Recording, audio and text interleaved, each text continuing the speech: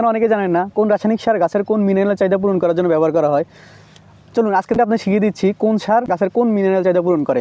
First of all আমাদের সামনে যে সারটা আছে এটা হচ্ছে সাদা সার বা ইউরিয়া সার, যেটার মধ্যে প্রায় হচ্ছে 45 থেকে 46% হচ্ছে নাইট্রোজেন থাকে, যেটা হচ্ছে পাতা ও কাণ্ডের সংখ্যা বৃদ্ধি করতে সহায়তা করে। এমনকি এটা হচ্ছে গাছের ওভারঅল গ্রোথ বৃদ্ধিতে সহায়তা করে। তবে একটা জিনিস খেয়াল রাখতে হবে, অতিরিক্ত সাদা সার প্রয়োগ করলে গাছের গ্রোথ বৃদ্ধি হবে কিন্তু ফলনের পরিমাণ কমে যাবে। তো এদিকে একটু খেয়াল রাখতে হবে।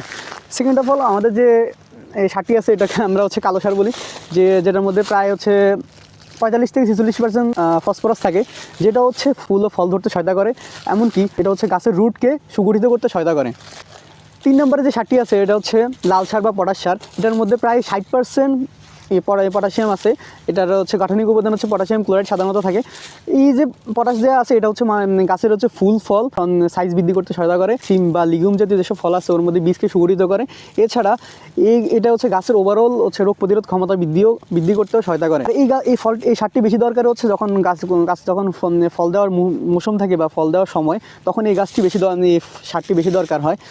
তো আজকে আমরা শিখলাম এই লাল সার যেটা, এটা হচ্ছে আপনার পটাশিয়ামের চাহিদা পূরণ করে গাছের। কালো সার যেটা হচ্ছে ফসফরাসের চাহিদা পূরণ করে গাছের। আর এই সাদা সার যেটা আছে এটা হচ্ছে গাছের নাইট্রোজেনের চাহিদা পূরণ করে। ধন্যবাদ। আসসালামু আলাইকুম।